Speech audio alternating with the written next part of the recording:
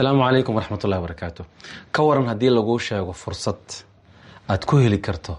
in dembigaaga oo dhan la dhaafo.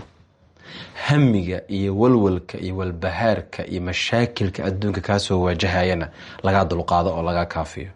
Hadda waa dembigaaga oo la dhaafay iyo mashaakilka iyo hamiga adduunka ka haystay oo laga dulqaaday. Qof kasta oo naga mid ah arintaas aad u jeclaan lahaa. Waxaan idin hayaa fursadaas meel taalo. Fursadaas meesha ay taalo waa shay ka dhaxmartay saxaabi jaliil ah oo la yiraahdo Ubay ibn Ka'b iyo Rasuulka sallallahu alayhi wasallam. بمعنى وحديث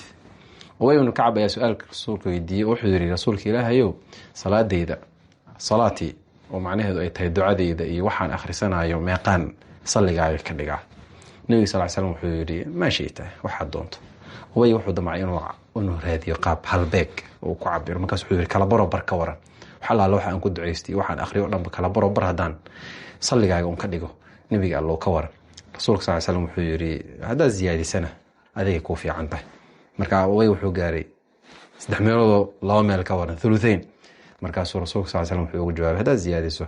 fa in zidta falak alkhair yani hada ziyaadisan oo kama qaali sallallahu alayhi wasallam yani hada ziyaadisan ku fiican tahay ila ma kadam way meesha dambe u gaaro oo dhaho waj'alu salati kulluha lak salaado dhanba wuxuu dhanba ducada dhanba salligaaga ka dhigaya salligaaga badinaya bimaana oo waxaan salligaaga ahaynba afkayga ma soo qabanayo maanta dhan salligaas afkayga ku haynaya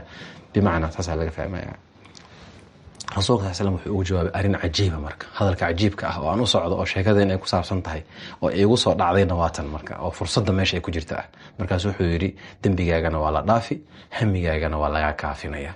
marka in dambigaaga la dhaafo hamigaagana laga kaafiyo waxa laga helayaa in la badiyo salliga nabiga sallallahu alayhi wasallam meel kalena waxa ku soo aroortay salliga badintiisa in faa'iido badan ay ku jirto oo cajiib ah